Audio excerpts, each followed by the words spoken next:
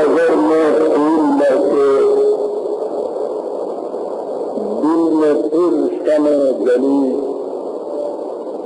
फिर तसव्वुर में दिया उस बज़्म में जाने का नाम। सदर मोहतरम, मेरी अजीज बहनों और बरादरान गिरामी कदर, जब से आसमान ने आंख खोली है, उसने हमारे इस खित्ता जमीन को रोज सब के सिलसिले में गिरफ्तार देखा है। हर रात के बाद सुबह नमीदार होती है, चांद की कश्तिये चीनी एक खास रास्ते से तैरती हुई शाम के वक्त गर्भ के दरियाए नील हो जाती है। फिर तारीखियां सारी कायनात को लपेट लेती हैं। फिर इसी तरह से दूसरी सुबह नमूदार हो जाती है। सुबह और शाम का ये बेकैफ और बेरंग सिलसिला अज़ल से जारी है, अदब तक इसी तरह से जारी रहेगा। इसकी बेकैफी और बेरंगी की कैफियत ये है कि हमारा एक शायर जिल्लाकर कह उठता है कि सुबह होती है, शाम होती है, उम्र यूं ही तमाम होती है।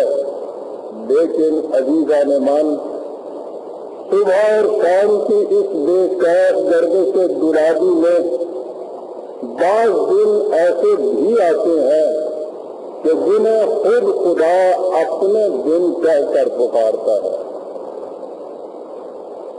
आप सोचिए कि इस कायनात में कौन सी चीज ऐसी नहीं है जो अल्लाह की नहीं, लेकिन जिन दिनों को वो अपने दिन कहकर पुकारे, उनकी अज़मत अहमियत का क्या ठिकाना हो सकता है। और फिर यही नहीं कि वो इन दिनों को अपने दिन कहकर पुकारता है, वो हज़ूर नबी सल्लल्लाहु अलैहि वसल्लम को ताकीदन कहता है कि वज़क्किरहुम बिअय्यामिल्लाह, इन लोगों को हमारे इन दिनों की याद दिलाया करो। ऐसे अहम दिन और उनकी याद दिलाने के लिए खुदा अपने रसूल से ताकीदन कह रहा है। और आपको मालूम है कि ये किस मकाम पे आया जलीला आई है। वहाँ के जब साहिब गर्द करीम हज़रत मूसा अलैहिस्सलाम और फिरऔन की कश्मकश के बाद बनी इसराइल कौम के पंजाए इस्तिबदाद से नजात हासिल करके सीना की वादियों में आजादी की सजा में सांस लेने के काबिल हुई। इससे नजर आया कि इस दुनिया में जब भी कभी हक व बातिल का कोई अजीम मार्का हो और उसमें हक तरफ कौम बातिल की कुव्वतों को शिकस्त देकर अपनी हुर्रियत और आजादी को बरकरार रखने में कामयाब हो जाए, उसे खुदा अपने दिन कहकर पुकारता है। और इसी किस्म के खुदा के दिन आज से 2 साल पहले हमारी तारीख में भी आए थे। 17 दिन जिन पर 17 सदियां भी निकाल कर दी जाएं तो उनकी कीमत अदा नहीं की जा सकती। ये वो दिन है कि जिनको हमें माजी के धंधलकों में जाकर तलाश नहीं करना पड़ता। इनके लिए हम तारीख के तुर्म खुर्दा नविश्तों के रहीने मन्नत नहीं होते। इनके लिए हम वक्त के गुबार आलूदा खंडरात के जेर बारे एहसान नहीं होते। ये तो हमारा आंखों का देखा हुआ माजरा है। اس کی ساری جزیات ہمارے آئینہ چشم میں اب تک محفوظ ہیں، اس کے تاثرات ہمارے لوح قلم پر منقوش ہیں۔ یہ تو پاکستان کا کون ایسا ذی ہوش ہے کہ جسے ان دنوں کی یاد اب تک جس کے دل میں تازہ نہیں، لیکن ہم لاہور والے تو وہ اس جنگ کے اندر تھے، اس لیے ان 17 دنوں کی جنگ کی یاد نہیں، ان 17 دنوں کی دھڑکنیں بھی آج ہمارے دل کی دھڑکنیں بنی ہوئی ہیں۔ اور عزیزان من، یہی ہے وہ دن کہ جن کی یاد منانے کے لیے ہم آج اس طرح سے یہاں جمع ہوئے۔ میں جب ان دنوں کی یاد سے اپنے حافظے کے ریکارڈ سے باہر لا رہا ہوں تو دین رضا سے ان جاگفل لمحات کا ایک ایک واقعہ میرے سامنے اس طرح سے آ رہا ہے جیسا سنیما کے اسکوپ کے اوپر ایک فلم آ رہی ہو۔ میرے کانوں میں وہ دھماکے آ رہے ہیں کہ جو کبھی ہمارے لیے سیان موت بنتے تھے اور کبھی نشید حیات بنتے تھے۔ وہ زمانہ مجھے یاد ہے کہ جب ہندوستان کے وحشی درندوں اور ہماری اس وطن کی عزت و آبرو اور ناموس عصمت کے درمیان صرف لہر کا ایک پل حائل تھا، اور ہر عام ہماری کیفیت یہ تھی کہ اب چھری سیاد نے لی، اب قفس کا در کھلا۔ میں کس طرح سے بھلا دوں لمحات کو کہ توپوں کے جو جماعتیں میرے کان میں آ رہے تھے اور چھوٹے چھوٹے بچے صحن میں غباروں سے کھیل رہے تھے، میرے کان ان دھماکوں پہ تھے اور میری نگاہ ان بچوں پہ تھی کہ نہ معلوم شام کو ان کا انجام کیا ہونے والا ہے۔ میں ان اجدر اور نہنگ کے بہانوں کی توپوں کا تصور کیے بیٹھا تھا، اور میرے سامنے سے جب بچیاں گزر رہی تھیں، وہ بچیاں کہ جن کے ننگے سر کو اس کے پیش تک کبھی آسمان کی آنکھ کے سوا کسی نے نہیں دیکھا تھا، میرے ذہن میں نہیں آ رہا تھا کہ کل صبح کو ان بچیوں کا انجام کیا ہونے والا ہے۔ عین یہی دوپہر کا وقت تھا اور شاید جنگ کا دوسرا اور تیسرا ہی دن تھا کہ چند نہایت نازک لمحات ہمارے ذہن کے اندر آئے۔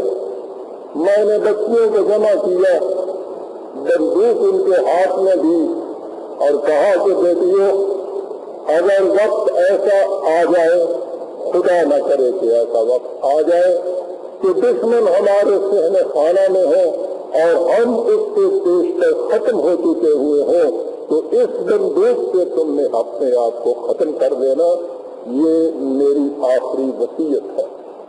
وہ دن ہم سے گزرے تھے برادران عزیز، لیکن آج میں یہاں ان کا سراغ کو ابھارنے کے لیے یہاں نہیں آیا، میں یہاں اس لیے پہنچا ہوں کہ جن نونہالان ملت نے اپنی جان دے کر ہماری متاع حیات، ہمارے معصوم بچوں کے مستقبل، ہماری بیٹیوں اور بہنوں کی ناموس، ہمارے قوم کی آبرو، ہمارے وطن کی عزت، ہماری امت مسلمہ کے وقار کو سنبھال لیا، محفوظ رکھا، ان کی عظمت کردار اور رفعت سیرت کے حضور میں تعظیم و تبریک کے پھول نثار کروں۔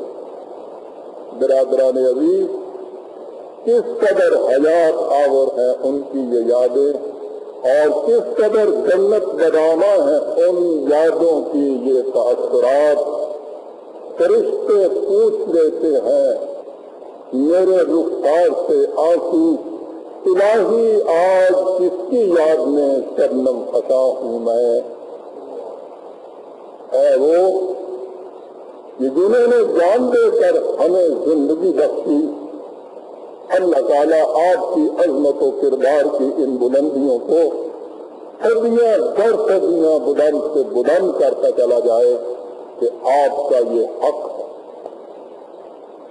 عزیزان من، اللہ کے ان دنوں کا آغاز ہمارے ہاں 6 ستمبر 1965 کو نہیں ہوا۔ اس کی داستان بہت پیچھے جاتی ہے۔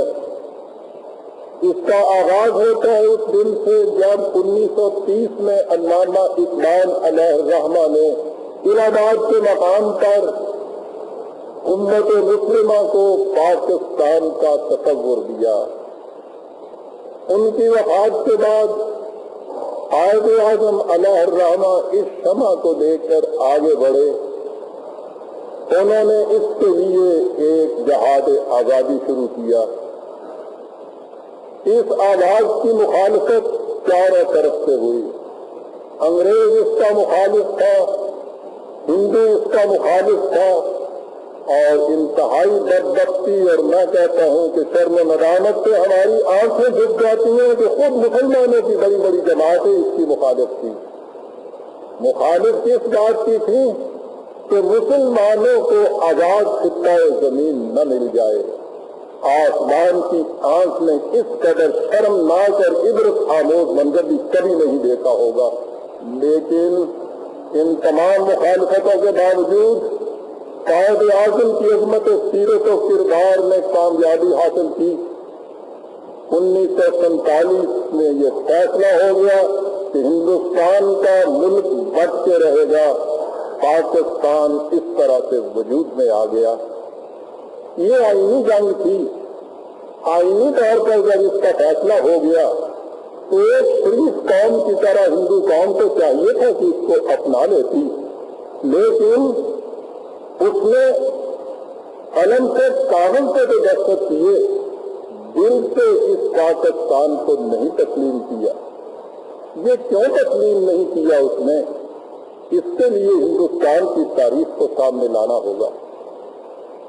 ہندوستان پر گزشتہ ہزاروں سال سے بڑی بڑی عظیم قومیں آتی رہیں، انہوں نے یہاں آ کر صدیوں تک حکومت کی، لیکن آپ دیکھتے ہیں کہ ہندوستان میں ان قوموں میں سے کسی کا نام بھی باقی نہیں ہے۔ یہ بھارت کے جسے حامی نے اقوام الامم کہا تھا، قوموں کو کھا جانے والا، قوموں کو نگل جانے والا، یہ آنے والوں کا استقبال اور سواگت کرتا تھا۔ اس کے بعد اس قسم کی تدبیریں کرتا تھا کہ ان کو اپنے اندر نگل کر جذب کر لے۔ بھارت میں ان آنے والی قوموں میں سے کسی ایک کا الگ نام بھی آج موجود نہیں ہے، وہ سب کے سب ہندو کہلاتے ہیں۔ اس میں اگر استثناء ہوئی، ایک مسلمان قوم کی استثناء ہوئی۔ 1000 برس اس نے یہاں حکومت کی اور 1000 ہی برس ہندو نے ہر جتن ممکن جتن کر دیکھا کہ اس کو بھی اسی طرح سے اپنے اندر جذب کر لیا جائے جس طرح سے باقی قوموں کو جذب کیا تھا۔ وہ اس کے مصنوع ارادے ناکام رہے، لیکن پارٹیشن کے بعد اس نے دیکھا کہ جو کام میں شیو شکتی کے ذریعے سے نہیں کر سکا، اب میں جمہوریت کے دامے ہم رنگے زمین کے ذریعے سے اس مقصد کو حاصل کر لوں گا۔ اس نے کہا کہ ہندوستان میں آزادی ہوگی، یہاں جمہوری نظام حکومت قائم ہوگا۔ آپ کو معلوم ہے عزیزان من، جمہوری نظام حکومت کسے کہتے ہیں؟ اکثریت کی حکومت۔ مسلمان ہندوستان میں 1/4 بھی نہیں تھا۔ آپ سوچیے کہ اگر ہندوستان کے اندر ہم رہتے اور وہ غیر منقسم رہتا اور جمہوری انداز کی وہاں حکومت ہوتی تو عبد الآباد تک مسلمان وہاں آزادی کا سانس نہیں لے سکتا تھا۔ یہ تھے ہندو کے عزائم۔ اسے ناممکن مجبوریوں کے تحت، اور سب سے بڑی مجبوری تو خود قائد اعظم کا چٹان کی طرح راستے میں حائل ہونا تھا۔ اس نے 3 جون 1947 کو ہندوستان کی تقسیم کے کاغذ میں دستخط کی۔ کانگریس ایک پارٹی تھی اس کی، مسلم لیگ دوسری پارٹی، انگریز تیسری پارٹی۔ کانگریس نے 3 जून 1947 को उसके ऊपर दस्तखत किए। 14 जून 1947 को कांग्रेस ने एक रेजोल्यूशन पास किया जिसके अल्फाज ये थे कि ऑल इंडिया कांग्रेस कमेटी को पूरा यकीन है कि जब मौजूदा जज्बात की शिद्दत में कमी आ जाएगी तो हिंदुस्तान के मसले का हाल सही पस मंजर में दरियाफ्त कर लिया जाएगा और हिंदुओं और मुसलमानों की 2 अलग-अलग कौमें होने का नजरिया बातिल करार पा जाएगा। पाकिस्तान अभी वजूद में नहीं आया। अपनी करारदाद जो पहली थी जिसके मातहत तक़सीम पे राजी हुए हैं उससे 11 दिन के बाद खुद ये रेजोल्यूशन पास कर रहे हैं और इस रेजोल्यूशन पे ही नहीं बरादरान अजीज आगे बढ़िए। आपको शायद याद होगा जो उस जमाने में उस जंग को अपनी आंखों से देख रहे थे, शाम के वक्त ऑल इंडिया रेडियो से तक़सीम का ऐलान कायद-ए-आज़म और जवाहरलाल दोनों ने यकसा किया था। जवाहरलाल वहां से तक़सीम का ऐलान करके आया और उसके बाद उसने आके अपने मकान से एक स्टेटमेंट दिया, एक बयान दिया और उस बयान के अंदर ये लिखा था कि हमारी स्कीम ये है कि हम इस वक्त जिन्हों को पाकिस्तान बना लेने दें और इसके बाद माशी तौर पर और दीगर अंदाजों से ऐसे हालात पैदा करते जाए जिनसे पाकिस्तान मजबूर होकर घुटनों के बल झुककर हमसे दरख्वास्त करे कि हमें फिर से हिंदुस्तान में मुद्दम कर लीजिए। देख रहे हैं आप हिंदू के आ जाए। वहां के बहुत बड़े हिंदू लीडर राजा महेंद्र प्रताप ने 1950 में ये बयान दिया था कि जब तक पाकिस्तान का वजूद खत्म नहीं हो जाता आकुम बदहन हमारा मुल्क कोई तरक्की नहीं कर सकता, नहीं कर सकेगा। हालात इस तरह बदल रहे हैं कि मुझे यकीन होता चला जा रहा है, ये उसका बयान है कि हिंदुस्तान और पाकिस्तान में जंग होकर रहेगी। बिनादरी मैं हुकूमत हिंद को मशवरा दूंगा कि वो अफगानिस्तान को अपने साथ मिलाकर पाकिस्तान को खत्म कर दे। 1950 में पब्लिक स्टेटमेंट दी जा रही है वहां बरादरान अभी। और अब जो वहां के तारीखी हालात पर्दे से बाहर आ रहे हैं उनमें तो ये बात बार बार दोहराई जा रही है कि 1965 से पहले 3 मरतबा हिंदुस्तान ने फैसला कर लिया था कि पाकिस्तान पे हमला कर दिया जाए, लेकिन फिर कुछ ऐसे मवालियात दरपेश हुए कि उन्हें ये फैसला मुलतवी करना पड़ा कि फिर उन्होंने 6 सितंबर की सुबह रात की तारीखी में बगैर किसी किस्म के पहले ऐलान जंग या अल्टीमेटम से चोरों की तरह दबे पांव यहाँ आके सब खून मार दिया। 21 डिवीजन की फौज, करीबन 4 लाख फौज मुसल्लह, सैकड़ों और हजारों की तादाद में टैंक, बख्तरबंद गाड़ियों का हजूम, निहंगो अजगर जैसे बहाने रखने वाली तोपें, आसमान के ऊपर मानसून की घटाओं जैसे उनके हवाई जहाज, और ये तमाम थे और एक मुश्किल स्वर के लिए पाकिस्तान के लिए इस हजूम बलाओं को वो साथ लेकर ये आए। दुनिया में किसी मुबस्सिर की आंख और माहिरीन फनून जंग का कोई अंदाजा इन हालात में पाकिस्तान को चंद घंटों से ज्यादा जिंदगी की मोहलत देने के लिए तैयार नहीं था। और यही वजह थी कि उनका commander in chief general Chaudhary हमला करने के साथ ही इस ऐलान को अपने मुल्क में आम कर रहा था कि हम सुबह के वक्त लाहौर पे हमला करेंगे और फिर शहर को शराब का पैक जिमखाना क्लब में जाकर पिएंगे। वो ये कुछ कह रहा था और पाकिस्तान के जर्रे इन तमाम अंदाजों की हंसी उड़ा रहे थे और जनरल चौधरी की ये तदबीरें शास्त्री की किस्मत को रो रही थी। उन्हें ये मालूम नहीं था कि मामला किस काम से आके पड़ा हुआ है। पहले पाकिस्तान के लिए बरादरान अजीज یہ سوال ایک خطہ زمین کی حفاظت کا نہیں تھا. یہ خطہ زمین ہمارے لیے مقصود بذات نہیں ہے. یہ ایک بلند مقصد کو حاصل کرنے کا ذریعہ ہے. وہ بلند مقصد یہ ہے کہ ہم پھر سے وہی اسلامی نظام، وہی حکومت خداوندی، وہی نظام ربوبیت کہ جس نے 1400 سال پہلے حجاز کی سرزمین سے طلوع ہو کر اس عالم انسانیت کو جگمگایا تھا، ایک خطہ زمین میں ہم پھر سے اسی نظام کو متشکل کریں. یہ خطہ زمین اس مقصد کو حاصل کرنے کے لیے ذریعہ تھا ہمارے لیے. لہذا ہمارے لیے ہندوستان کا یہ حملہ ایک خطہ زمین کی حفاظت کا سوال نہیں تھا. ہمارے لیے سوال تھا اسلام کے مستقبل کا سوال.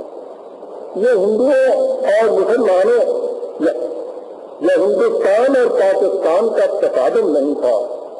ہم دیکھ رہے تھے کہ تاریخ اپنے آپ کو دہرا رہی ہے اور وہ پھر سے چاہ رہی ہے کہ یہاں اکثر نو بدر و حنین کے مارکے برپا ہوں. یہ تھے وہ تاثرات میں یہاں کے مسلمانوں کے سامنے. ہندو کو یہ معلوم نہیں تھا کہ اس کا مقابلہ مسلمان سے ہے، اور مسلمان وہ ہے کہ تاریخ بار بار پکار رہی ہے اس کے متعلق کہ مٹ نہیں سکتا کبھی مرد مسلمان کہ ہے، مٹ نہیں سکتا کبھی مرد مسلمان جو ہے، اس کی اذانوں سے پاؤ سر سلیم و خلیل. دیکھتے عزیزان مان، وہ مسلمان کون ہے کہ جن کی اذانوں سے سر سلیم و خلیل پاس ہوتا ہے اور جو کسی کے ندائے سے مٹ نہیں سکتا. آج ہمارے نزدیک تو مسلمانوں کے گھر میں ہر پیدا ہونے والا بچہ مسلمان ہوتا ہے. اسے مسلمان ہی ہونا چاہیے، اسے مسلمان ہی کہلانا چاہیے. وہ قومی اعتبار سے مسلمان ہوتا ہے، وہ ہمارا ایک دل ہوتا ہے. لیکن قرآن کی روح سے مسلمان کی ڈیفینیشن کچھ اور ہے. تو کہتا یہ ہے کہ اسلام ایک سوسائٹی ہے جو شخص برضا و رغبت دل اور دماغ سے پوری رضامندی سے اس سوسائٹی کا ممبر بننا چاہے اسے رکنیت کی فارم سے دستخط کرنے پڑتے ہیں، اور وہ رکنیت کی فارم ایک معاہدہ ہوتی ہے جس سے لکھا ہوا ہوتا ہے کہ ان اللہ اشتری من المؤمنین انفسهم واموالهم بان لهم الجنہ. یہ ممبر بننے والا اقرار کرتا ہے کہ میں آج کے دن سے اپنی جان اور مال کا آپ خود مالک نہیں ہوں، میں نے اسے خدا کے ہاتھوں بیچ دیا، اور خدا جناب میں کہتا ہے کہ میں نے اس کی قیمت جنت دے کر ادا کر دی. یہ معاہدہ ہوتا ہے مرد مسلمان اور مومن کے اندر. اور یہی وجہ ہے برادران عزیز کہ جنت اس کے سوا مل ہی نہیں سکتی. قرآن کہتا ہے کہ ام حسبتم ان تدخلوا الجنة ولما يعلم الله الذين جاهدوا منكم ويعلم الصابرين. کیا تم یہ خیال کیے بیٹھے ہو کہ جنت مل جائے گی؟ بہرحال ہے کہ ابھی تم نے یہ ثابت ہی نہیں کیا کہ تم میں سے وہ کون ہیں جو شمشیر بدست کر قتل بدوش میدان جنگ کے اندر نکل جاتے ہیں اور پھر ہر قسم کی تکلیف اور مصائب کا مقابلہ مردانہ وال وہاں کرتے ہیں. یہ تھے خدا کے وہ سپاہی، یہ تھے اس طرح سے اس فارم پر دستخط کر کے مسلمان بننے والے جن کے متعلق قرآن نے کہا کہ یہ قاتلون فی سبیل اللہ فیقتلون ویقتلون. جہاں دین باطل کی للکار ہوتی ہے یہ میدان جنگ میں پہنچ جاتے ہیں، پھر یا تو بازی جیت کر لوٹتے ہیں یا وہاں سر دے دیتے ہیں. برادران عزیز، یہ شہادت گاہ الفت میں قدم رکھنا ہے. لوگ آسان سمجھتے ہیں مسلمان ہونا. اللہ کا فضل تھا کہ اس قوم کی خاکستر کے اندر اس قسم کے مسلمانوں کی چنگاریاں ابھی موجود تھیں. ہندوستان کی آندھی نے کیا ہی یہ تھا کہ خاکستر کو اڑا کے ان چنگاریوں کو شعلہ مشتعل بنا دیا تھا۔ قرآن کریم نے ایمان کے دعوے کی صداقت کی دلیل یہ کہی ہے کہ فَتَمَنَّوُا الْمَوْتَ إِن كُنتُمْ صَادِقِينَ، اگر تم اپنے دعوے میں سچے ہو تو موت کی تمنا کر کے بتاؤ۔ یہی نہیں کہا کہ جب موت آ جائے تو اس سے وعدے نہ مت بتاؤ، موت کی آرزو کر کے بتاؤ۔ بڑی چیز ہے موت کی آرزو کرنے والا۔ اس نے کہا یہ ہے کہ خلق الموت والحیات ليبلوکم ایکم احسن عملا، موت اور حیات کو ہم نے پیدا اس لیے کی ہے کہ تم اپنے آپ کو ٹیسٹ کر کے دیکھ لو کہ تمہارے اندر زندہ رہنے کی کتنی صلاحیت پیدا ہو گئی ہے۔ مسلمان اس حقیقت کو جانتا ہے، اقبال کے الفاظ میں کہ خود ہی ہے زندہ تو ہے موت ایک مقام حیات، کہ عشق موت سے کرتا ہے امتحان تباہ۔ وہ یہ جانتا ہے کہ عشق ہے مرگ باشرف، مرگ حیات بے شرف، بے شرف اور بے آبرو کی زندگی بسر کرنے کا نام موت ہے، اور آبرو کے ساتھ اس دنیا سے چلے جانا اس کو حیات کہتے ہیں۔ مسلمان کے قول میں اور ترکش مارا قدنگ آخری، ہمارے ترکش کا آخری تیر ٹیپو سلطان علیہ الرحمہ کا یہ قول گونجتا رہتا ہے کہ یاد رکھو شیر کی ایک دن کی زندگی بکری کے 100 سال کی زندگی سے زیادہ بہتر ہوا کرتی ہے۔ مسلمان جانتا ہے کہ لا حکیم کر بغیر ایک کلیم کر بکف، اور یہی ہے وہ مسلمان برادران عزیز کہ جن پر خدا اور اس کے فرشتے تعظیم اور تبریک کے پھول نثار کرتے ہیں، یہ کہتے ہوئے کہ اولئک علیہم صلوات من ربہم ورحمہ واولئک هم المہتدون، یہی وہ لوگ ہیں کہ جن پہ خدا درود اور صلوات بھیجتا ہے، یہی وہ لوگ ہیں کہ کاروان انسانیت کی صحیح منزل کے راستے کے اوپر چلے جا رہے ہیں۔ عزیزان ایمان، میں نے ابھی یہ کہا ہے کہ قرآن کریم نے کہا ہے کہ دعوی ایمان کی صداقت کا ثبوت یہ ہے کہ تم موت کی تمنا کرو، اور اس کے ساتھ ہی قرآن میں تو یہ بھی ہے کہ تم اپنے آپ کو ہلاکت میں نہ ڈالو، اپنی جان کی حفاظت کرو۔ سوال یہ پیدا ہوتا ہے کہ ایک طرف جان کی حفاظت کرنے کی بھی تاکید ہو رہی ہے، اور دوسری طرف یہی نہیں کہ موت آئے تو اسے صبر سے جھیل لو، بلکہ یہ کہ موت کی تمنا کرو، پڑھ کے تلاش کرو اس موت کی۔ تو یہ دونوں باتیں کیا ہیں؟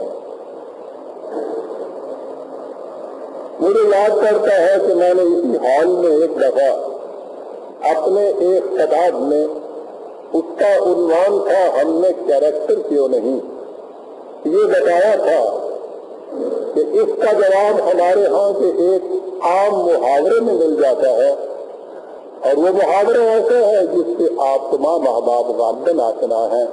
محاورہ ہمارے ہاں یہ ہوتا ہے کہ مال صدقہ جان، جان صدقہ آبرو۔ پہلے اس کے زمانے تو بڑے آسان کہ جب کبھی ایسا وقت آ جائے کہ تمہارے مال اور جان میں سے ایک ہی چیز بچ سکتی ہو تو عقل مند وہ ہے کہ جو جان کو بچا لے اور مال پہ فرق کر دے، لیکن اسے صاحب کریکٹر نہیں کرتے۔ یہ کوئی سیرت کی بلندی نہیں ہے، زیادہ سے زیادہ آپ اسے سمجھدار آدمی کہہ سکتے ہیں، عقل مند آدمی کہہ سکتے ہیں۔ کریکٹر کا تک آگے جا کے آتا ہے جہاں کہا کہ جان صدقہ آبرو، تو جب کبھی جان اور آبرو کے درمیان آ کے تقادم ہو، جب کبھی ان دونوں کے درمیان آ کے ٹائی کر جائے تو پھر مومن وہ ہے کہ جو اس وقت آبرو کی تحفظ کے لیے جان بھی جا کر دے۔ یہی وہ چیز ہے کہ جس سے علامہ اقبال نے نہایت حسین انداز میں یوں کہا ہے کہ بر طرز اندیشہ سود و زیاں ہے زندگی، بر طرز اندیشہ سود و زیاں ہے زندگی، ہے کبھی جاں اور کبھی تسلیمے گئے ہیں زندگی.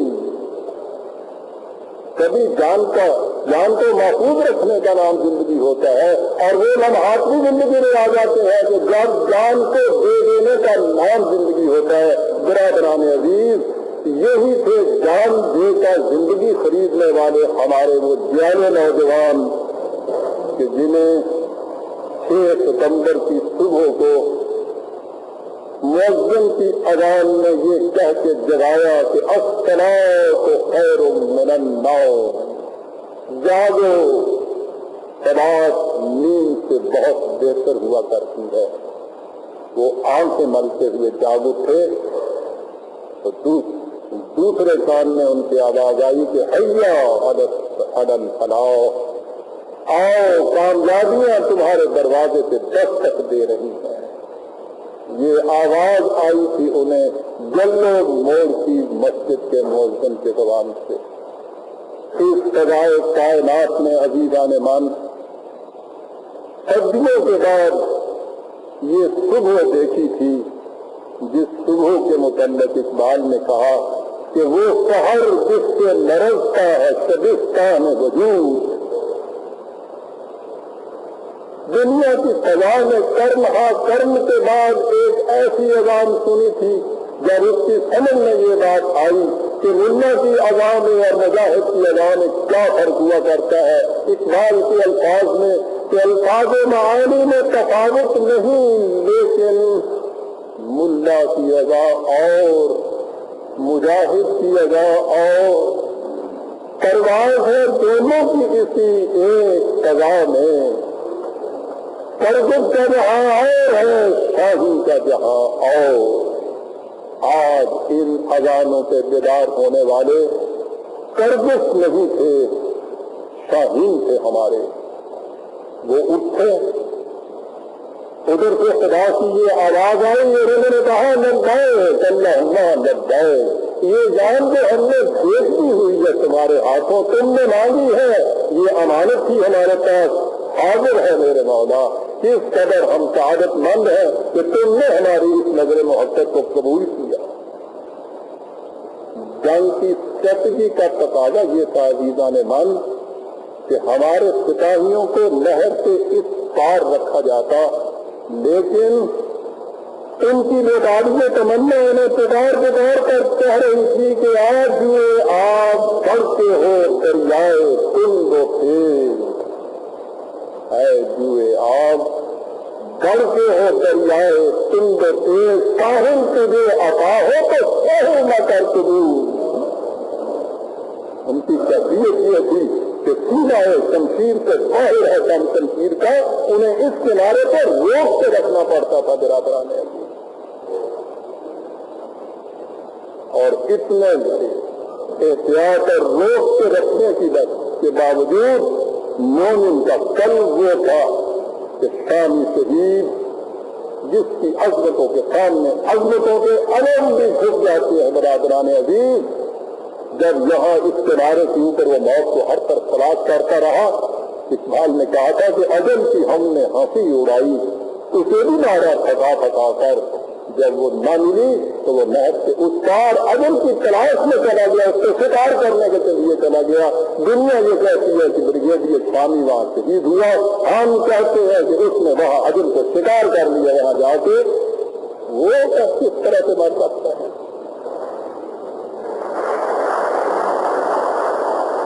ہاں، ان کی عظمتوں کا تقاضا ہے برادران عزیز کہ اگر ہمارے پاس خون نہیں ہے تو ہم کسی انداز سے بھی ان کی عظمت کے سامنے تقسیم و تبریز کے خون نثار کرتے ہیں. عزیزان من، آپ جان نہیں سکتے کہ ان کی عظمت کتنی بڑی. انہیں معلوم تھا کہ 4 لاکھ کی مسلح فوج ہمارے سامنے ہے. انہیں پتا تھا کہ کس ملک کا اسلحہ ان لوگوں کے پاس ہے. انہیں یہ بھی پتا تھا کہ ان کے پیچھے پورے میں پورے بڑے اعظم کھڑا ہے. ان کی حمایت اور تائید کے لیے یہ وہ مقام تھا جس کے لیے خدا نے کہا تھا کہ الذین قال لهم الناس ان الناس قد جمعوا لكم فاخشوهم. یہ وہ لوگ تھے کہ جب لوگوں نے ان سے کہا کہ تمہیں معلوم ہے کہ تمہارے خلاف دشمن کتنے جننے وسیل لے کے آ گیا ہے، ان سے ڈرو، تو انہوں نے کیا جواب دیا؟ فزادہم ایمانا، اس سے ان کا ایمان اور بڑھ گیا، قالوا حسبنا اللہ ونعم الوکیل، اور انہوں نے کہا کہ خدا دارن کہ حقدار ہے، اس کی پرواہ ہمیں کیا ہے کہ دشمن کتنی فوجیں لے کے آئے۔ عزیزان ایمان، اس کے بعد کیا ہوا؟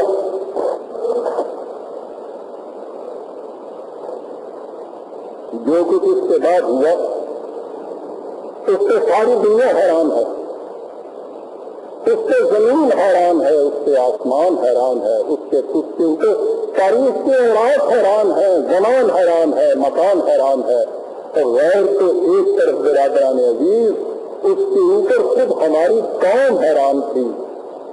آپ کو معلوم ہے جنگ کے دوران میں اس قسم کے افسانے ہمارے ہاں مشہور ہو رہے تھے کہ سبز اماموں والے آ رہے ہیں اور وہ آسمان سے اترنے والے گولوں کو دریائے راوی میں پھینک رہے ہیں، سفید لباسوں والے گھوڑیوں پہ چڑھے ہوئے ہمارے صفوں سے آگے لڑ رہے ہیں۔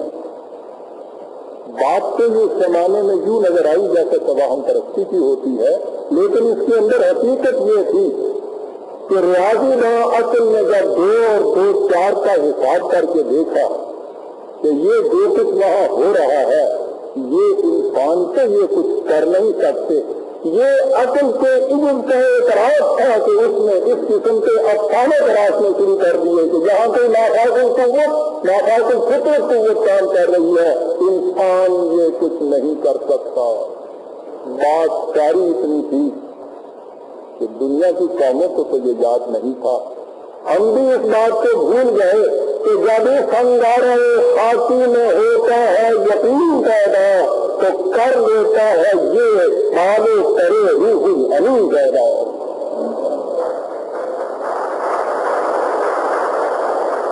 میرا برادر عزیز، یہ بالو کرے روح الامین آسمان سے نہیں اترا کرتے، ان کی تخلیق ہوا کرتی ہے مرد مومن کے خون جگر سے، ان کی نمود ہوا کرتی ہے ان کے قوت بازوؤں سے، اور یہ وہ مقام ہوتا ہے کہ جہاں خدا کو بھی یہ کہنا پڑتا ہے کہ فلم تقتلوہم ولکن اللہ قتلہم وما رمیت اذ رمیت ولکن اللہ رما، تم ان کے انہیں قتل نہیں کر رہے تھے اور انہیں قتل کر رہے تھے، تم ان کے اوپر تیر نہیں برسا رہے تھے، ہم تیر برسا رہے تھے۔ یہ ہے وہ مقام اور یہ ہے وہ مرد مومن جس کے متعلق کہا گیا کہ ہاتھ ہے اللہ کا، بندہ مومن کا ہاتھ، غالب کار آفرین، کار کشا کار ساز۔ بندہ مومن کا ہاتھ ہی ہوتا ہے برادران عزیز۔ بات کاری یہ تھی کہ ہم نے بندہ مومن کے ہاتھ اس سے پیشتر کبھی دیکھے نہیں تھے، اس لیے ہماری عقل بیچاری کیا کرتی ہوگی، ورثہ حیرت میں گم تھی اور اس کو اس قسم کی یہ چیزیں تراشنی پڑی، ورنہ وہ نہ تو قبض امانے والے تھے نہ سفید وردیوں والے تھے، وہ یہی خاکی وردیوں والے آپ کے اور ہمارے بھائی اور سپوت تھے کہ جنہوں نے جا کے عقلوں کو حیران کر دیا۔ آسمان کے سارے انگلیاں زبان میں بیٹھے ہوئے تھے کہ یا اللہ، فرشتوں کو بھی اس دن اس کا اعتراف کرنا پڑا کہ جس آدم کے متعلق ہم نے تنویہ انداز میں کہا تھا کہ اسے تو استخلاف پھر ارد دے رہا ہے کہ وہ یکت الدماء و یکت فی الارض، آج انہیں اعتراف کرنا پڑا کہ دار الہ ہماری غلطی تھی، ہم آدم کی مضمر صلاحیتوں کو پہچان نہیں سکے تھے، انہیں یہ انسان پیدا کرنے تھے، یہ وہ انسان ہے کہ جن کے سامنے ہمارے سجدے کے لیے ہماری زمین نیاز جھک رہی ہے۔ ان اللہ و ملائکتہ یصلون، اور نبی کے اوپر ہی نہیں، قرآن کریم نے تو جماعت مومنین سے متعلق کہا ہے، الذی یصلی علیکم وملائکتہ، وہ جماعت مومنین اللہ اور اس کے فرشتے تمہارے اوپر درود و سلام بھیجتے ہیں۔ عزیزان مان، یہ تھے وہ مردان مجاہد کہ جن پر خدا اور اس کے فرشتے اس طرح سے درود و سلام بھیج رہے۔ اور یہی وہ راز ہے جس کے لیے کہا گیا ہے کہ ایک ایک مومن 10-10 پر بھاری ہوتا ہے. ہندو اس راز کو نہیں سمجھ سکتا. ہندو تو اس بات کو سمجھ ہی نہیں سکتا کہ آبرو کی خاطر جان کیسے دی جاتی ہے. معاف رکھیے، ہندو تو اس کو بھی نہیں سمجھ سکتا کہ جان بچانے کے لیے مال کیوں دینا چاہیے. آپ کو یاد ہے میں نے اسی زمانے میں یہاں واقعہ سنایا تھا. ایک لالا جی مرنے لگے، موت کا وقت جب آیا تو بیٹے نے یہ سمجھا کہ اگر اسی طرح سے پتا جی پھر اداس ہو گئے لڑکی تو برادری کیا کہے گی کہ اس نے علاج نہیں کرایا ان کا. محض برادری کی خاطر وہ ڈاکٹر کو لے آیا. ڈاکٹر نے آ کر دیکھا، ایک نسخہ لکھ کے دیا. ڈاکٹر چلا گیا. اب بیٹا جانے لگا تو باپ نے آخری دموں میں بات ہے کہا ادھر آؤ. کہاں چلے ہو؟ کہنے لگا جی دوائیاں خریدنے کے لیے چلا ہوں. کہنے لگا کہ مجھے اپنی موت کا تو اتنا غم نہیں، غم یہ ہے کہ تمہارے جیسا سپوت بھی سے چھوڑ چلا ہوں. اٹھ کے چلا دوائیاں لینے. کہنے لگے پتا جی اور کیا کروں؟ کہنے لگا دوائیاں لینے کے لیے ڈاکٹر کے یہاں نہ جانا، پہلے پنڈت جی کے یہاں جانا برہمن سے، اس سے جا کے پوچھنا کہ میری کریا کرم کے اوپر کیا خرچ ہوگا، تجویزیں تک ڈھونڈ دے، اور پھر جا کے ڈاکٹر کے یہاں نسخہ دکھانا تو اس سے کیا خرچ ہوگا، جو سستا ہے وہ کرنا. عزیزان، جو قوم جان کی خاطر مال دینا نہ جانتی ہو، وہ قوم آبرو کی خاطر جان دینا کس طرح سے جان سکتی ہے. راز ہی اتنا تھا اس کے اندر برادران عزیز، اور وہ یہ سمجھے ہی نہیں تھے کہ سامنے وہ ہیں کہ جو جانتے ہیں کہ جان سب کا آبرو ہوا کرتا ہے. آپ کو معلوم ہے کہ ہندوؤں کے ہاں ان کے لغت میں ان کی زبان کے اندر شہید کے لیے لفظ ہی کوئی نہیں. تو جیسے کی بات ہے دلی میں سدھی کے بہت بڑے ان کے پرچارک تھے سوامی سردانند، ان کو ایک مسلمان نے قتل کر دیا تھا. ان کی یاد میں انہوں نے ایک اخبار نکالا تیز، میں وہاں دلی میں. اس کے بعد یہ بات چلی کہ اس اخبار کی پیشانی پہ، مسلمانوں کے اخبار کی پیشانیوں کے اوپر تو بڑے بڑے دلیل قدر الفاظ لکھے ہوا کرتے ہیں. ظفر علی کی ترکیبیں تو آپ جانتے ہیں کیا ہوا کرتی تھی. انہوں نے چاہو آیا کہ اس کے اوپر یہ لکھیں کہ یہ سوامی سردانند اب شہید کے لیے وہ تلاش کر رہے ہیں، زبان میں لفظ نہیں مل رہا تھا. کتنے عرصہ وہاں یہ بات تمہید ہوئی، اور آپ حیران ہوں گے کہ انہیں اس کے بعد سوامی سردانند شہید لکھنا پڑا.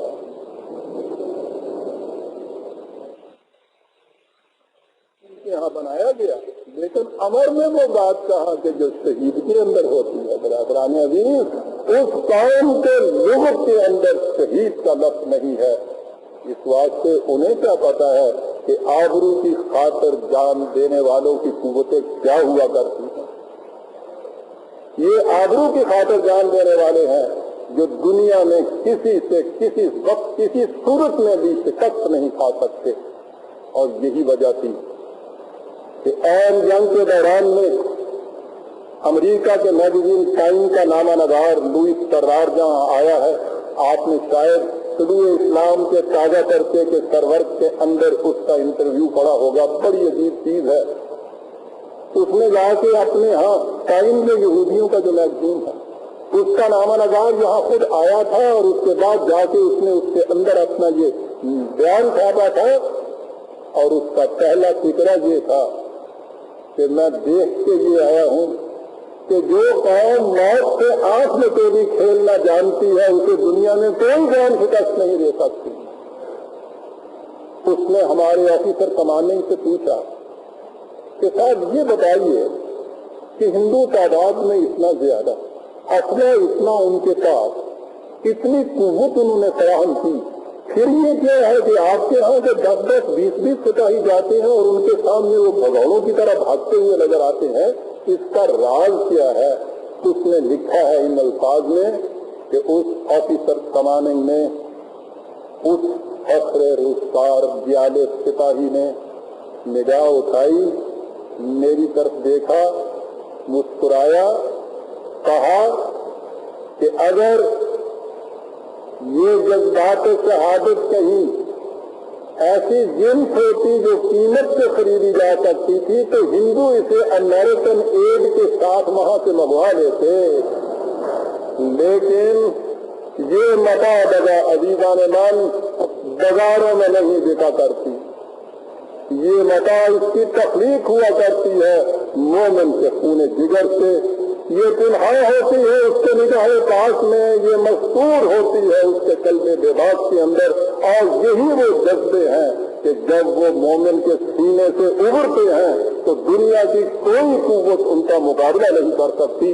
کوئی اندازہ کر سکتا ہے اس کے زور بازو کا، نگاہیں مرد مومن سے بدل جاتی ہیں تقدیریں، یہ تھے وہ جو قوموں کی تقدیریں بدلنے والے وہاں گئے ہوئے۔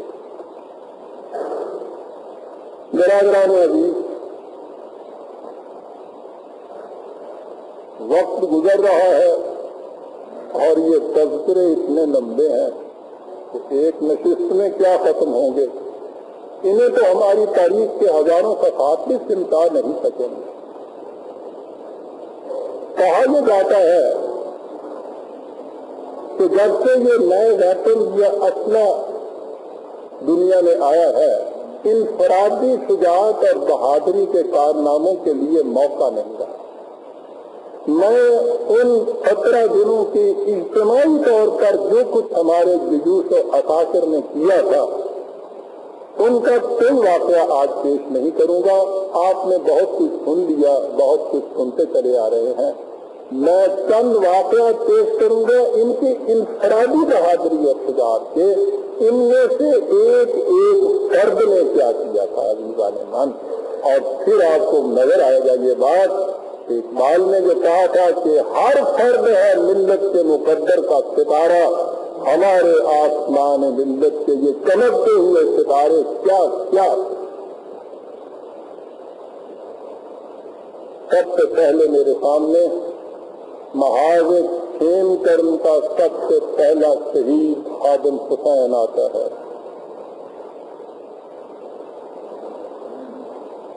یہ کوارٹر ماسٹر، ان کا کام ہوتا ہے سپاہ کو سامان بہم پہنچانا، لڑنا ان کا کام نہیں ہوتا۔ وہ ایک ٹرک لیے چلا جا رہا تھا سامان پہنچانے کے لیے، سامنے سے اس نے دیکھا کہ دشمن کے ٹینکوں کی جلغار بڑھ رہی ہے، ادھر دیکھا تو ایک توپ بہت بڑی جو مقابلہ کر سکتی تھی، توپ خاموش ہے۔ اس نے مڑ کے دیکھا کہ یہ کیوں خاموش ہے، دیکھا کہ توپ کی اس کا شہید ہو کر پیچھے پڑا ہوا تھا۔ یہ اس کا کام نہیں تھا کہ اپنی اس ڈیوٹی کو چھوڑ کے کدھر لڑائی میں آ جاتا، اسے یہ معلوم تھا کہ گولے وہاں سے بارش کی طرح برس رہے ہیں، اسے یہ معلوم تھا کہ وہاں جانا جو ہے زیادہ سے زیادہ 2-3 منٹ تک زندگی وہاں سے مل سکتی ہے، لیکن وَتَمَنَّوُا الْمَوْتَ إِن كُنتُمْ صَادِقِينَ اس کے دل میں تھا کہ سچے ہو تو موت کی تمنا کرو۔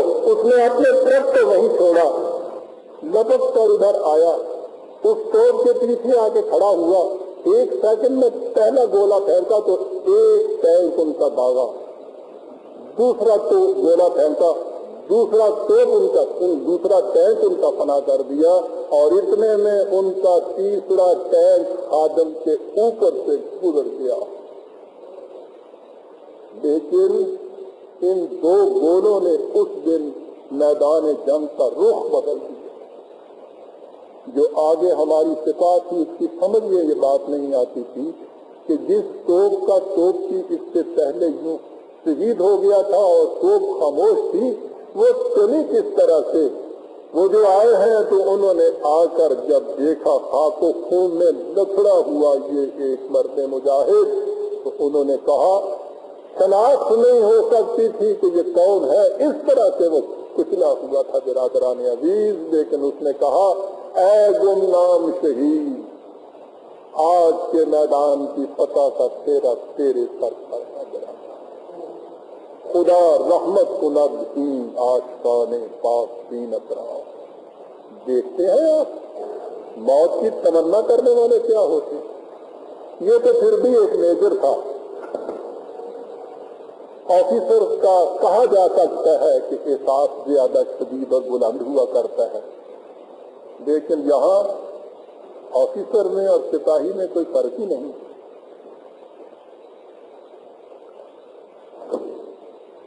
واگا کی سرحد پر نہر کے اس پار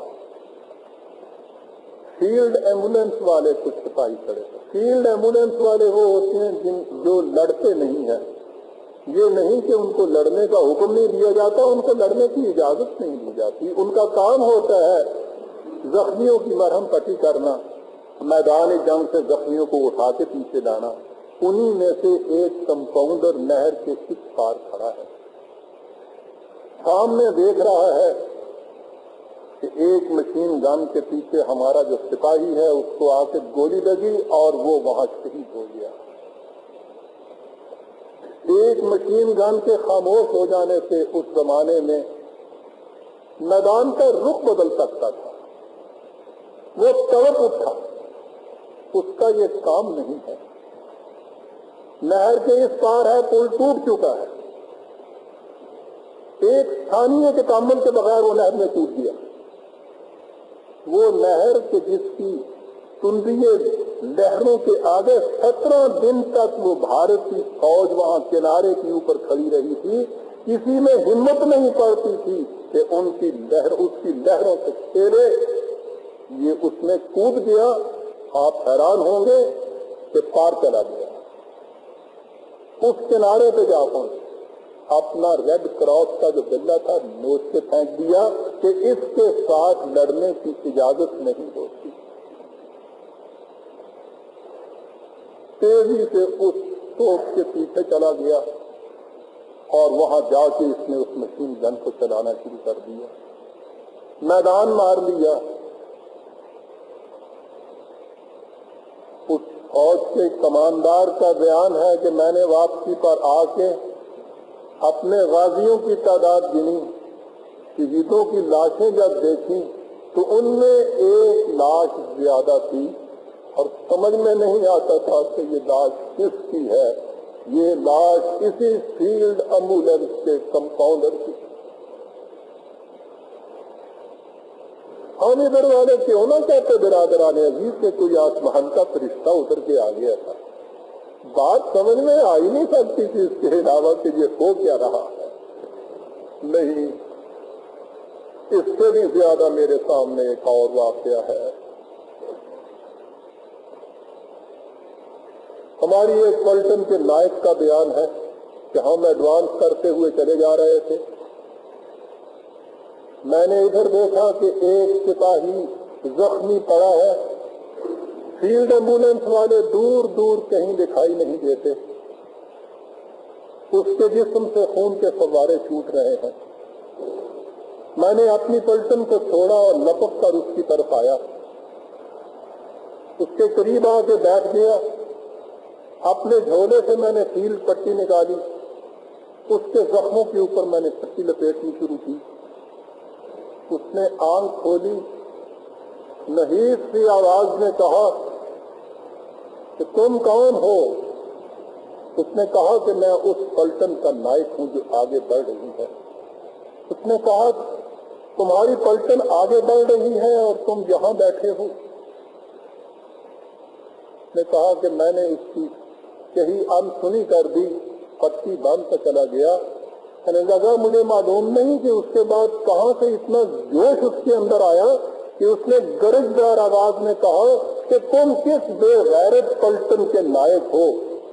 پلٹن ایڈوانس کر رہی ہے، دشمن مقابلے میں بڑھ رہا ہے اور تم میری جان بچانے کے لیے یہاں عورتوں کی طرح میرے سہانے کھڑے ہو.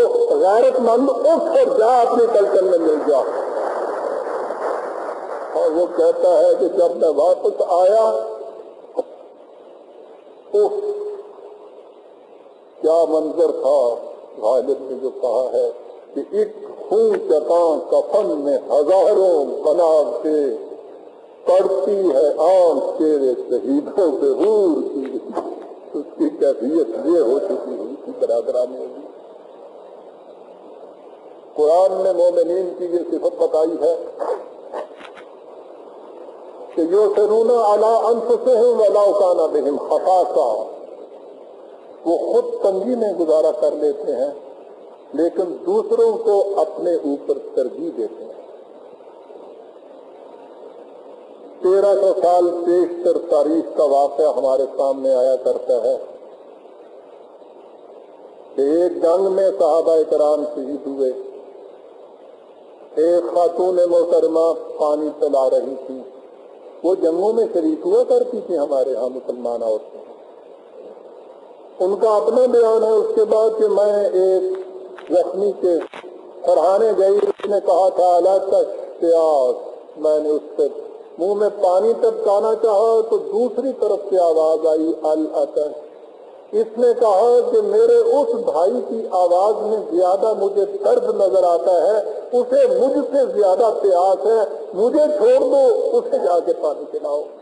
وہ کہتی ہے کہ میں وہاں گئی اور اس کو پانی پلانا چاہا تو تیسری طرف سے یہ آواز آئی، میں وہ پانی کا مسکینہ لیے ہوئے ان زخمیوں کے پاس ادھر سے ادھر چلی جاتی رہی، ان میں سے ایک ایک شہید ہو گیا اور پانی کا قطرہ کسی نے اپنے منہ میں نہ لیا۔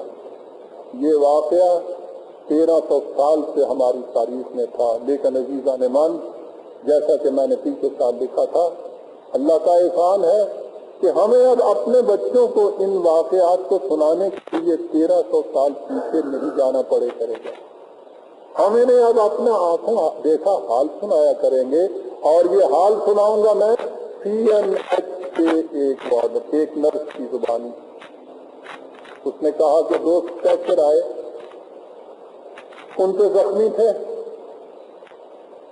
جو آگے اسٹریچر تھا میں اس کو آگے لے جانا چاہیے کہ جلدی سے اس کی مرہم پٹی کریں، کہ جو پیچھے اسٹریچر کے اوپر تھا اس نے کہا، اگلے نے کہا کہ مجھے تم چھوڑ دو، یہ جو پیچھے ہے اسٹریچر والا پہلے اس کو دو، اس کے زخم زیادہ گہرے نظر آتے ہیں۔ میں نے اسے چھوڑا تو دوسرے اسٹریچر کو لے کے اندر آ گئی، اس کی مرہم پٹی کی، زخم کچھ ایسے گہرے نہیں تھے کہ اتنے میں میل نرسنگ سپاہی نے آ کے کہا کہ اس سپاہی کا اس زخمی کا تو حال زیادہ خراب نظر آتا ہے۔ میں وہاں لٹک کے گئی تو دیکھا کہ اس کے جسم سے بہت سا خون چلا گیا تھا۔ اس نے نحیف سی آواز سے پوچھا کہ میرے اس گرائی کا کیا حال ہے؟ یہ سپاہی ایک دوسرے دوست کو گرائی کہا کرتے ہیں، ہم وطن، اس کا کیا حال ہے؟ وہ بچ گیا؟ اس نے کہا کہ ہاں وہ بچ گیا، لیکن تمہاری حالت تو ایسی ہے کہ اندازہ اس کی پرواہ نہیں ہے، اس کی قوم کو زیادہ ضرورت ہے، وہ مشین گن چلانے والا تھا، میں ایک عام سپاہی تھا، وہ بچ جائے گا تو مجھ سے زیادہ کام دے گا، میرے مرنے کی فکر نہ کرو۔ تو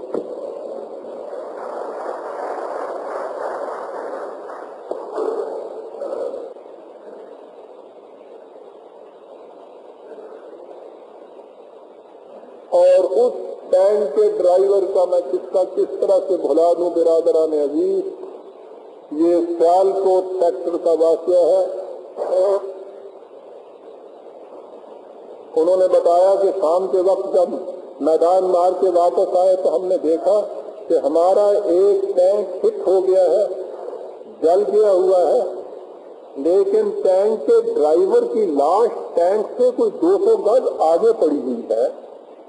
میں سمجھ میں نہیں آ سکتا تھا کہ ٹینک سے پیچھے تو ہو سکتی ہے لاش، کہ ٹینک جل جائے تو ڈرائیور اس میں سے نکل کے پیچھے کی طرف حفاظت کے لیے آ جائے، ٹینک پیچھے ہے لاش آگے ہے، بات سمجھ میں نہیں آتی تھی۔ اس نے کہا کہ ہمارے ساتھ بھارتی فوج کا ایک قیدی تھا، اس نے کہا کہ میں اس معائنہ کو بتاتا ہوں تمہیں کہ یہ کیا ہوا ہے۔ نے کہا کہ جب یہ ٹینک ہٹ ہوا ہے تو اس کے اندر سے اس کے ڈرائیور نے چھلانگ لگائی، اس کے کپڑے جل رہے تھے، اس کا چہرہ جھلسا ہوا تھا، لیکن اس کے ہاتھ میں چین گن تھی، وہ بجائے اس کے پیچھے کی طرف اپنی فوج کی طرف جاتا ہے حفاظت کے لیے، وہ اسٹین گن چلاتا ہوا ہماری طرف بڑھتا چلا آ رہا تھا، اور اس نے جہاں آ کے دم توڑا اور مرتے مرتے ہم نے سے 10 آدمیوں کو زخمی کر دیا وہ تھا۔ عزیزان مان، یہ تھے آسمانوں سے اترے ہوئے ہمارے فرشتے کہ جنہوں نے یہ کچھ کر کے دکھایا تھا کہ فتمنوا الموت ان کنتم صادقین، سچے ہو موت کی تمنا کر کے بتاؤ۔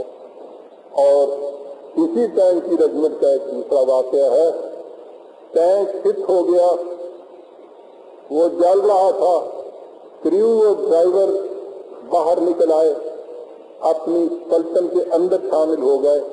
ڈرائیور نے دور سے دیکھا تو بھاگ کے ٹینک کی طرف جانے لگا، گولیوں کی بچھاڑ ہو رہی ہے، ٹینک میں آگ لگ رہی ہے۔ انہوں نے پکڑا کہ کیا کر رہا ہے تو، پاگل ہو گیا ہے؟ کہنے لگا میں نہیں پاگل ہو گیا، پاگل شاید تم ہو گئے ہو۔ میرا اندازہ یہ ہے کہ ٹینک تو جلا ہے، اس کا انجن محفوظ ہے، میں اس کے انجن کو سلامت واپس لانا چاہتا ہوں کہ ہمارے پاس ٹینک کی بڑی کمی ہے۔ اس نے کہا وہاں جا کے تو ختم ہو جائے گا۔ اس نے کہا ختم ہو جاؤں گا تو 10 کروڑ کی آبادی میں کوئی کمی نہیں آئے گی، ایک انجن تباہ ہو گیا تو ہمارے یہاں کمی آ جائے گی۔ وہ گیا اور انجن کو لے آیا اور اپنی جان دے دی۔ عزیزان مان، یہ تھے ہمارے دیالے کہ جن کے صدقے میں آج ہم اس طرح سے زندہ ہی نہیں ہیں، دنیا میں سارے اٹھا کے چلنے کے قابل ہیں۔ اور چونڈا سیکٹر کے اس توپچی کو میں کس طرح سے بھلا دوں؟ توپیں کم تھیں، ضرورت اس کی تھی کہ تیزی سے گولے برسائے جائیں۔ فائدہ یہ تھا کہ ٹرک میں گولے آتے تھے، ایک گولے کو 2.5 من کا گولا ہوتا ہے، 3 آدمی گولے کو ٹرک سے اتار کے اسٹریچر پہ لاتے، اسٹریچر کو توپ تک لاتے، یہاں پہنچنے کے بعد پھر ایک شخص اس گولے کو توپ کے اندر داخل کرتا، پھر وہ دگتا تو پھر یہی اسی طرح سے روٹین ہوتا۔ ایک گولہ برباز نے یہ کہا کہ ایسا وقت ہے کہ ہم اتنا وقت اس میں ضائع کریں۔ اس نے کہا تو پھر کریں گے کیا؟ انہوں نے کہا ہٹ جو تم۔ وہ جاتا تھا ٹرک کے اوپر 2.5 من کا گولا اپنی پیٹھ پہ لادتا تھا، بھاگ کے یہاں آتا تھا، مونڈے پہ اٹھاتا تھا، دوسرے سے کہتا تھا کہ دھکیل اس کے اندر، وہ دھکیلتا تھا، پھر بھاگتا تھا۔ برادران عزیز، 3 دن اور 3 راتیں وہ اس طرح سے کرتا رہا، کہ اس کے کمر کی ہڈی ٹوٹ گئی، اس کے مونڈے کی لچک ہڈی اتنی اونچی نکل آئی، رش کھا کے گر گیا۔ کہنے لگا اللہ کا احسان ہے کہ میں نے اپنے توپ کی رفتار کو اتنا تیز کر دیا ہے، اس کمر اور اس مونڈے کا کیا ہے، رہے نہ رہے غرض میاں اندر میاں سلامت تست، پاکستان بچ گیا ہے تو سب کمریں محفوظ ہے، اس کمر کا کیا مجبور ہے برادران۔ یہ تھے آپ کے ہاں کے جیالے برادران عزیز۔ اور یہاں برفی کی سرحد کے اوپر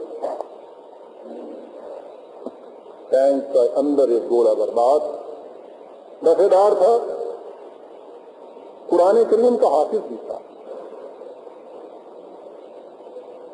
3 دن اور 3 راتیں ایک سیکنڈ کے لیے نہ بیٹھ سکا، آنکھ جھپک نہیں سکا۔ اس کے بعد ساتھیوں نے دیکھا کہ کھڑا کھڑا وہ کانپ رہا ہے، لرز رہا ہے، رنگ زرد ہو رہا ہے۔ انہوں نے کہا کہ آصف جی کیا ہوا آپ کو؟ کہا مجھے بتائیے کہ میں کتنا عرصہ سویا رہا ہوں۔ اس نے کہا تم سوئے کہاں تھے؟ یوں ہی آپ کی آنکھ جھپک گئی تھی، اس کے بعد آپ کے سر کو ایک جھٹکا سا آیا اور آپ جاگ اٹھے۔ کہنے لگا الحمدللہ، میں نے یہ سوچا تھا کہ میں سو گیا اور میرے ذہن میں تھا کہ جب میں اس کے بعد خدا کے حضور جاؤں گا وہ مجھ سے کہے گا کہ جب کافر میری مسجدوں کو ڈھانے اور میرے قرآن کو پھاڑنے کے لیے آ رہے تھے تو تم سو رہے تھے۔ اس خیال نے مجھ سے لرزہ طاری کر دیا کہ میں اس سوال کا جواب کیا دوں گا، تم نے مجھے جو یہ بتایا ہے کہ نہیں، ذرا سی آنکھ جھپکی تھی تو مجھے اطمینان ہوا کہ مجھ سے یہ بات کچھ نہیں ہوگی، اور انہوں نے کہا ہے کہ اس کے بعد 5 دن تک وہ شخص ایک سیکنڈ کے لیے اس نے آنکھ نہیں جھپکی۔ سنتے ہیں یہ بےایمان، یہ پرسش کے خیال، سونا کھانا پینا، یہ تو برادران عزیز ایک اپنی بات سناتا ہوں، اپنی بات نہیں، خود سنی ہوئی بات۔ ہم اپنی بات کیا سنائیں گے؟ ہماری باتیں کو سنانے اور سننے کے قابل ہیں، باتیں انہیں کی سننے کے قابل ہیں، باتیں انہیں کی سنانے کے قابل۔ جنگ کے بعد میں نے جنگ کے تمام محاذوں کی خود طے کی تھی۔ اس کی روزگار طلوع اسلام میں آپ نے دیکھا ہوگا شائع ہوئی تھی، عنوان تھا پاکستان کی نئی زیارت گاہیں۔ میں خیم کرم کے محاذ سے گیا، آخری حد تک پہنچا جہاں تک ہمارے سپاہیوں نے اس ملک کو فتح کیا تھا۔ وہاں چند سپاہی تھے، ان کا ایک جوان سا صوبیدار تھا۔ اس نے کہا کہ میں پہلے دن سے اس پلٹن کے ہراول دستے میں تھا کہ جس نے اس سارے علاقے کو فتح کیا۔ 3 دن اور 3 رات میں ہم مارچ کرتے ہوئے یہاں تک آ پہنچے، اور جب دشمن کو پوری شکست دی ہے تو پھر یہاں ہم نے اطمینان کا سانس لیا۔ یوں ہی میں نے پوچھ لیا، میں نے کہا کہ صوبیدار صاحب 3 دن 3 راتیں آپ کو کچھ کھانے پینے کا کیا انتظام ہوتا؟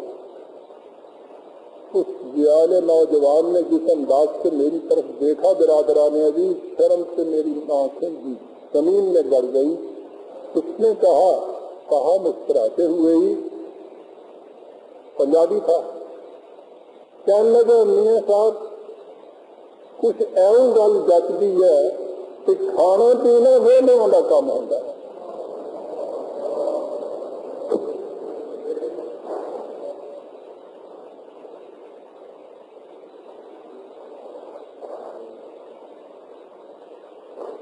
کہنے لگا چنے کی پوٹلی میرے پاس تھی، 3 دن اور 3 راتیں اس کا ہوش ہی نہیں ہے کہ وہ چنا میرے پاس ہے، وہ جہاں بنے کا بنا میرے ساتھ آ گیا ہوا تھا۔ کھانا پینا تو ویلیاں دا کام ہوتا ہے۔ کیا بات سمجھا گیا وہ ان پڑھ فوجی برادران ہے، سارا راز حیات کہہ گیا اس کے اندر۔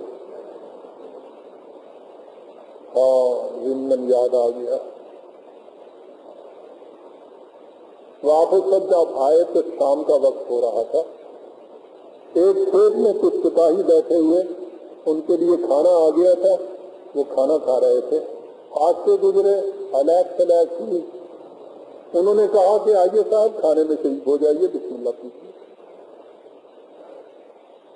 ہم نے کہا کہ نہیں، ہمارے پاس گاڑی ہے، ہم ابھی جا پہنچتے ہیں اپنے گھر، اور ابھی پریشان بھی تھا تو کوئی بات نہیں، آپ کھائیے۔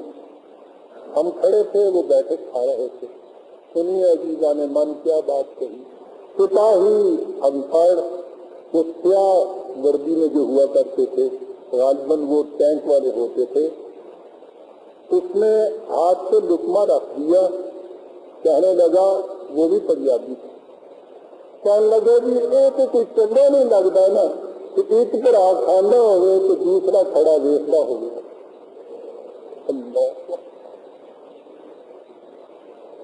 میں نے سوچا برادران، اور آج تک سوچ رہا ہوں کہ اگر ہمارے ہاں سمجھنے والوں کی سمجھ میں کہیں یہ بات آ جائے کہ ایک چنگا نہیں لگتا کہ ایک طرح کھانا ہوئے تو دوسرا کھڑا ویستا ہوئے، تو ساری قسمت اب کر جاتی ہے برادران۔ ہوئی گل نہیں ساری سمجھ آئی۔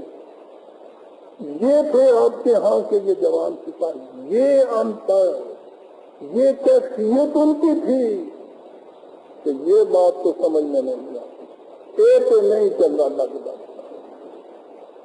ایک کہیں یہ انقلاب و تبدیلی ہمارے ہاں بھی آ جائے کہ سانو بھی یہ چنگا نہ لگے کہ ایک کھانا ہوئے تو دوسرا دیکھنا ہوئے، تو کاش کہ وہ سپاہی گئی سمجھ جڑی ہے بھی کہ سانو سمجھ والے نے بھی یہ سمجھ آ جائے۔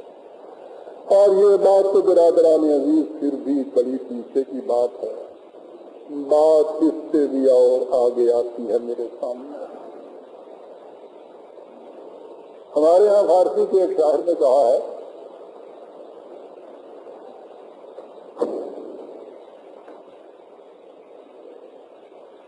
شعر اچھا گنا جاتا ہے لیکن شاعری کہا اس نے ہے کہ تہنیت گوید مستارا کہ سنگ محتسب، تہنیت گوید مستارا کہ سنگ محتسب بر سرے ماں آمدو از جانب شہدہ گزشت۔ کہا کہ میں بیٹھا ہوا تھا، سراہی تھی شراب کی شیشے کی میرے سامنے، پی رہا تھا، اچانک وہاں سے تھانے دار آ گیا، اس نے دور سے دیکھا، اس نے وہیں سے ایک پتھر اٹھایا اور مارا اس کی طرف، کہا اے ناکشو مبارک ہو، وہ پتھر میرے سر پہ آگے لگا، سراہی لگ گئی۔ بات برادران عزیز شاعری کی تھی، ہم لوگ شاعری کا لطف لیتے ہیں۔ آؤ میں آپ کو بتاؤں کہ یہ شاعری حقیقت کس طرح سے بنا کرتی ہے۔ حقیقت بنا کرتی ہے ٹینک ریجیمنٹ کے ایک نائب کی زبان سے یہ واقعہ سنیے کہ اس نے کیا کہا۔ اس نے کہا یہ کہ ٹینک ہٹ ہو چکا تھا اور میں اپنی پین گن لیے ہوئے دشمن پہ فائر کرتا جا رہا تھا۔ دشمن اتنا قریب تھا کہ گویا جنگ دست بدست ہو رہی تھی، اور ایسے وقت میں وہ ہینڈ گرینیڈ پھینکنے شروع کر دیتے ہیں۔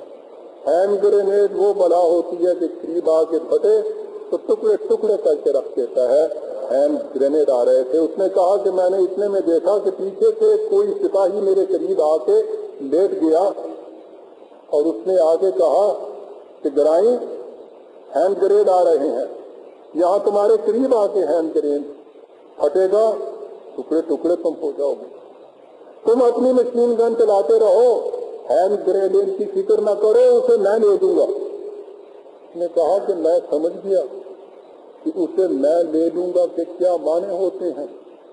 میں نے اسے کہا کہ کیا کہہ رہے ہو؟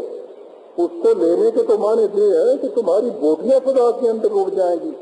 کہنے لگا بھائی تمہارے پاس پین گن ہے، میرے پاس صرف رائفل ہے، تم مارے گئے بہت بڑا ایک مقام میں پوزیشن ہماری جو ہے تباہ ہو جائے گی، میں مارا گیا تو اتنا زیادہ کچھ نہیں ہوتا۔ کہتا ہے کہ اتنی بات کہی تھی کہ ایک ہینڈ گرینیڈ آیا، اس نے جمپ کیا، اس کے اوپر جا کے اپنے آپ کو اس نے ڈال دیا، وہ پھٹا اور فضا میں اس کی بوٹیاں اڑ رہی تھی، اور میں اس کے سراہنے بیٹھا آنسو بٹھا رہا تھا کہ مجھے معلوم ہی نہیں تھا کہ وہ کس پلٹن کا سپاہی ہے۔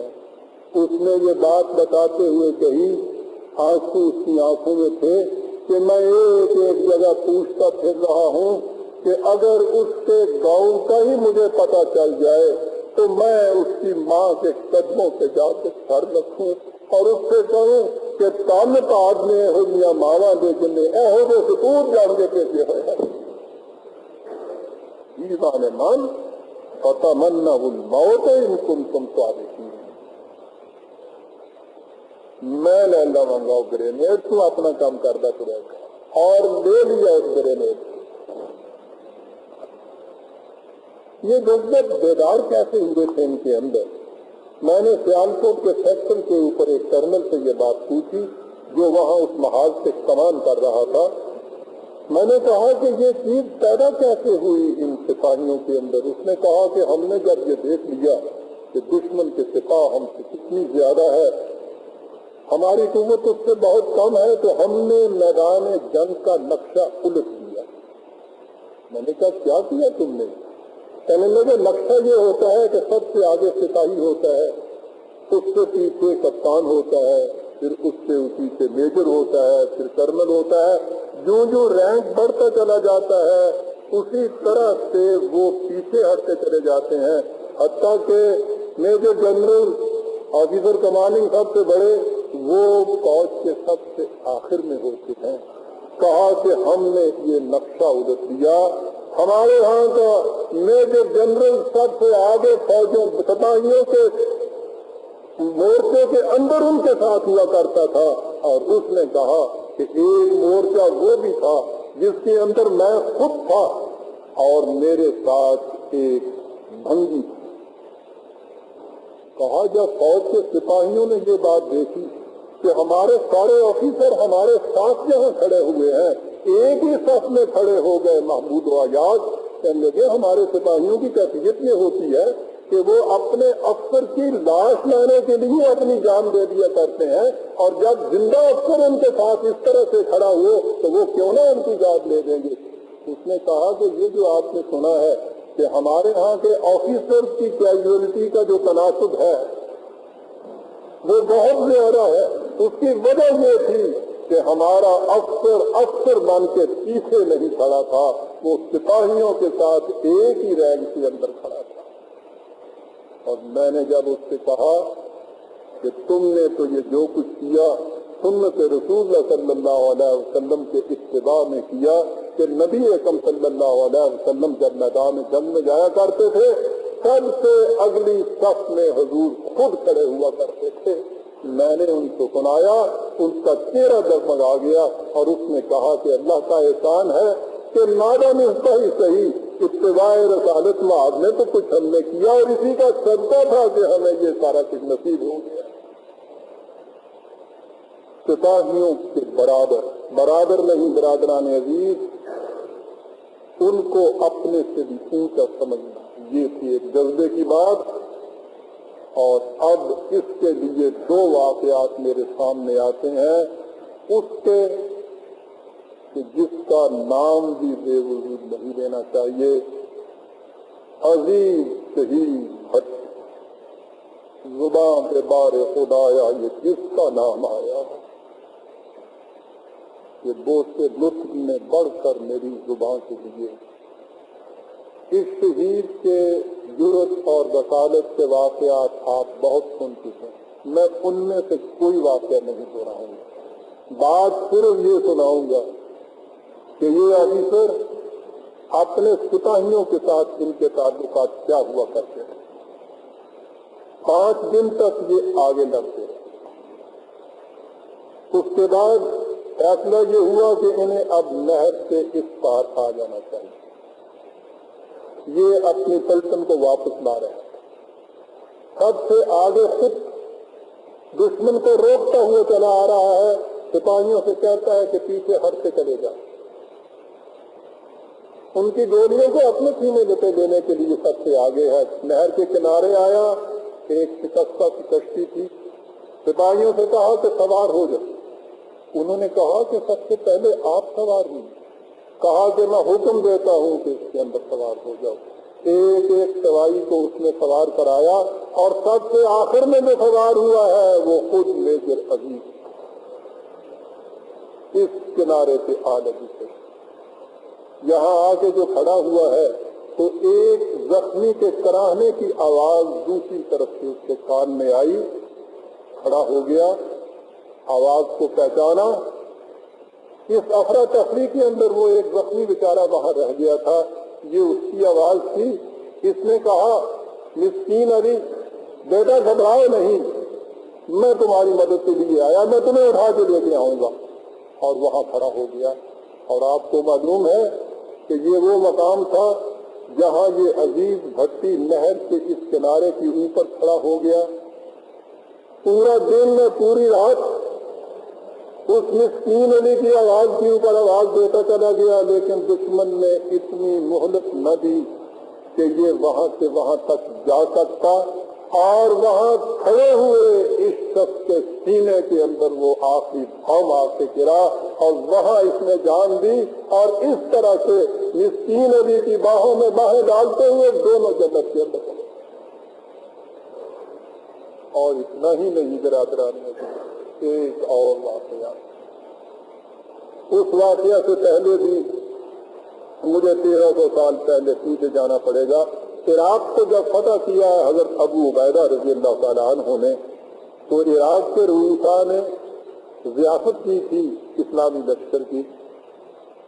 حضرت ابو عبیدہ کے سامنے اور ان افسروں کے سامنے قسم قسم کے کھانے آئے. آپ نے ان سے پوچھا کہ کیا فوج کے سپاہیوں کو بھی یہی کچھ کھانے کو دیا گیا ہے؟ انہوں نے کہا کہ نہیں، ان کے لیے تو دوسرا انتظام. تو آپ نے کہا کہ ہمارے ہاں سپاہی اور افسر میں امتیاز نہیں ہوا کرتا، جب تک میری فوج کے ایک ایک سپاہی کو یہی کچھ نہیں ملے گا میں تمہارے کھانے کو ہاتھ نہیں لگاؤں گا. اور اس وقت تک اس نے کھانا چکھا نہیں جب تک تمام سپاہیوں کو وہ کچھ نہیں مل گیا. یہ 1400 سال پہلے کا واقعہ ہے. آئیے اب 2 سال پہلے برسی کی نہر کے کنارے او پی کی پوسٹ کے اوپر، یہ خود لے رکھی تھی عزیز بچی نے، ان کا یہ کام نہیں تھا او پی کی پوسٹ کا. سب سے زیادہ خطرناک یہ مقام ہوا کرتا ہے، اس سوارے کے اوپر یہ تھے. ان کے کوارٹر ماسٹر اکرام کا بیان ہے کہ 3 دن اور 3 راتیں یوں گزر گئیں کہ میں جو روٹی ان کے جھولے میں ڈال آتا تھا جاتا تھا تو وہ روٹی اسی طرح سے خشک پڑی رہتی تھی. مجھے بڑی فکر ہوئی کہ کچھ تو ان کو کھانے کو ملنا چاہیے. عزیز بچی کو میٹھی پوریاں بہت پسند تھیں. اس نے کہا کہ میں نے یہ چال سوچی، آ کر میٹھی پوریاں تیار کرائی، گرم گرم لے کے گیا. 3 دن ہو چکے ہوئے تھے اس وقت وہاں کھڑے کھڑے. بھوک کا جو عالم ہو سکتا ہے آپ جانتے ہیں. میں نے وہ جو سامنے پوریاں کی تو بہت خوشی ہے. جلدی سے ایک پوری اٹھائی، ایک لقمہ منہ میں لیا اور اس کے بعد پوچھا کہ فوج کے سارے سپاہیوں کو یہ پوریاں دی گئی ہیں؟ میں نے کہا کہ نہیں، آج تو اتنا سا انتظام ہو سکتا ہے، کل اس کا انتظام میں کروں گا. جو آدھی ہاتھ میں تھی اس کو رکھ دیا کہ پھر میں بھی کل ہی کھاؤں گا.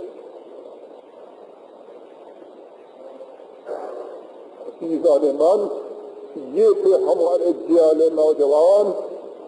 اللہ، معلوم نہیں کہ یہ کردار اور سیرت کہاں سے ان کے اندر پیدا ہوا تھا. یہ وہ شخص تھا کہ تیسری رات کو یہ اکرم کہہ رہا ہے ان کا اردبی کہ تھوڑا سا وقت ایسا مل گیا جس میں ہم نے کہا کہ آپ ذرا دیکھ جائیے چھت کے اوپر ننگی چھت. میں نے کہا کہ ذرا ٹھہریے، نیچے کمرے میں ان دیہاتیوں کے بستر پڑے ہیں جو یہاں سے چھوڑ کے چلے گئے ہوئے ہیں. میں ایک بستر اٹھا کے لاتا ہوں، وہ جہاں بچھاتا ہوں. کہنے لگے کہ دیہاتیوں کی ہر چیز ہماری امانت ہے، ان کی کسی چیز کو استعمال کرنا مسلمان سپاہی کے اوپر حرام. ننگے خط کے اوپر 15 منٹ کے لیے لیٹ گئے. شہریوں کے بستر تک کو استعمال کرنا اپنے لیے حرام سمجھا برادران ہے. یہ کیا چیز؟ میں پھر وہی آتا ہوں کہ جان صدقہ آبرو، اور آبرو سے مراد برادران عزیز جیسا میں نے کہا ہے، اس سے مراد محض عصمت اور عفت ہی نہیں ہوا کرتی. آبرو تو قوم کی آبرو ہوتی ہے، ملک کی آبرو ہوتی ہے، اسلام کی آبرو ہوتی ہے، انسان کی اپنی ذات کی آبرو ہوتی ہے. آبرو تو ان مستقل اقدار کو کہا کرتے ہیں کہ جن کے اوپر جان نچھاور کی جایا کرتی ہے. لیکن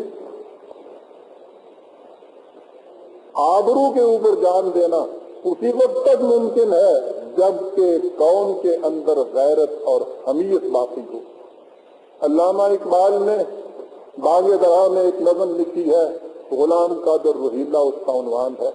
جب روہیلے نے آ کے دلی کو ساخت و تاراج کیا، شہنشاہ کی آنکھیں نکال دی، اس کے بعد وہ محلات شاہی کے اندر گیا.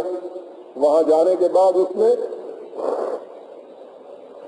شہزادیوں اور بیگمات سے کہا کہ رقص کرو ہمارے سامنے. اس نے کہا کہ انہوں نے رقص بھی کرنا شروع کر دیا.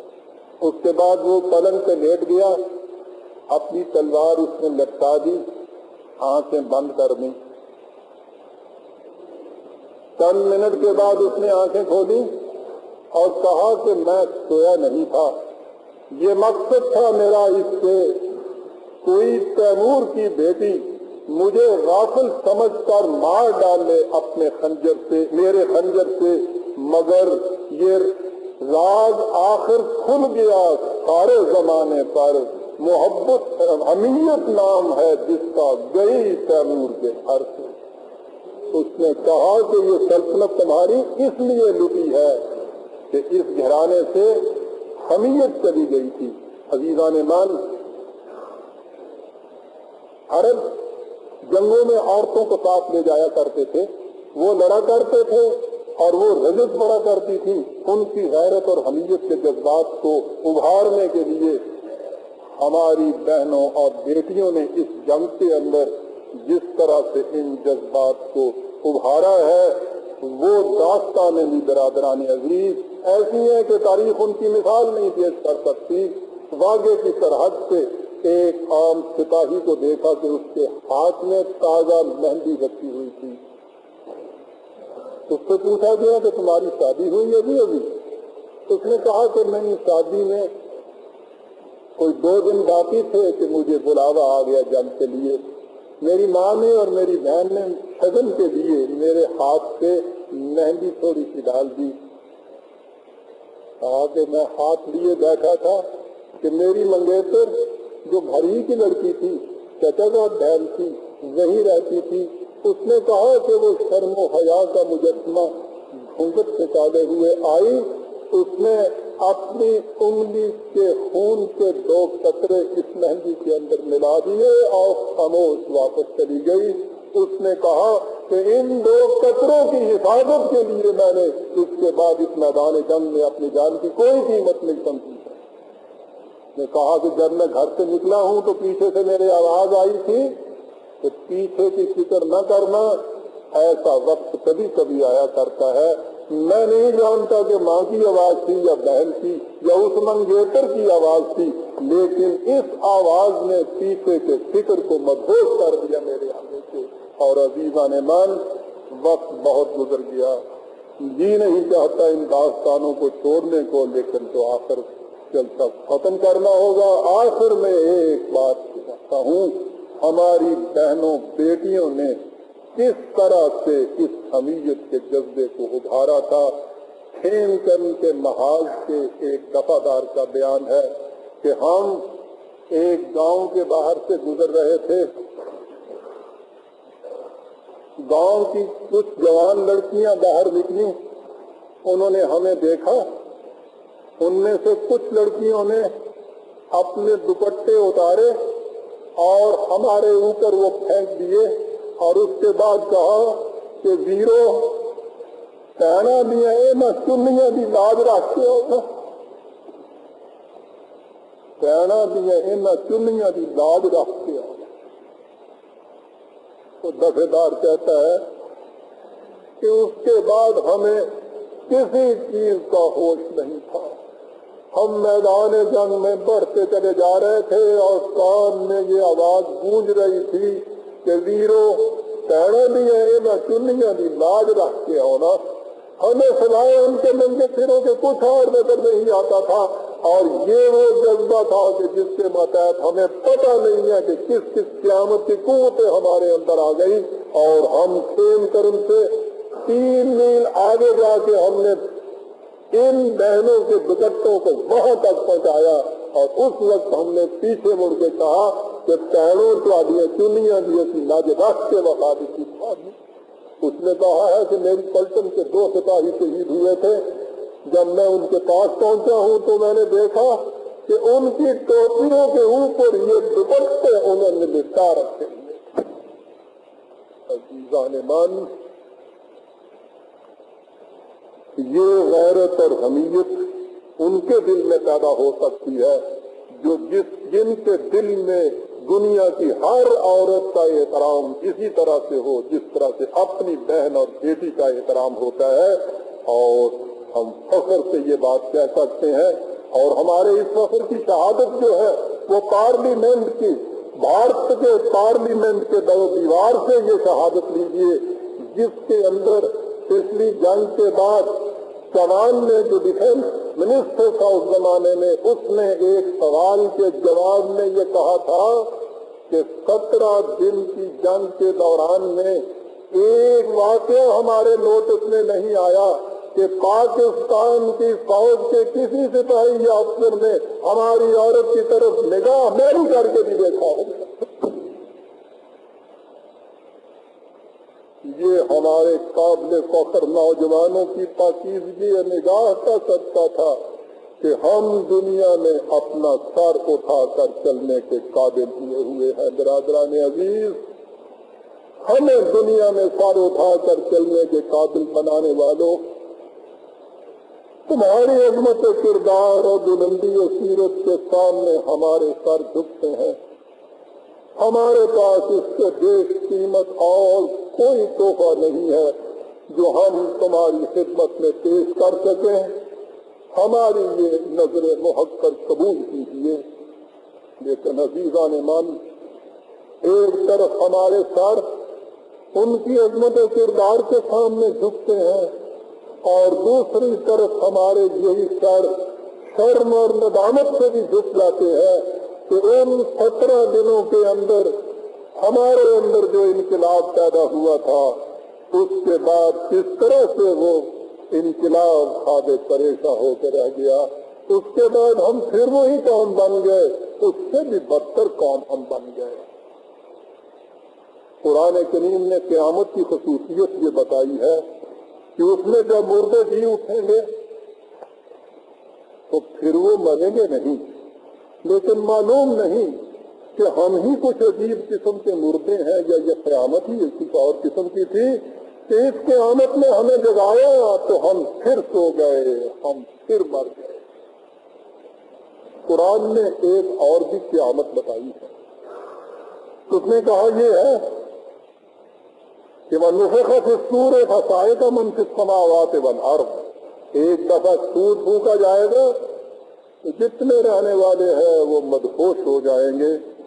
ثُمَّ نَفَخَ فِيهِ أُخْرَى فَهُمْ قِيَامٌ يَنظُرُونَ، پھر اس کے بعد ایک اور سور پھونکا جائے گا، پھر یہ اٹھیں گے اور پھر یہ اپنی آنکھوں سے اس انقلاب کو دیکھ لیں گے کہ جس میں وَأَشْرَقَتِ الْأَرْضُ بِنُورِ رَبِّهَا، زمین اپنے نشو و نما دینے والے کے نور سے جگمگا اٹھے گی۔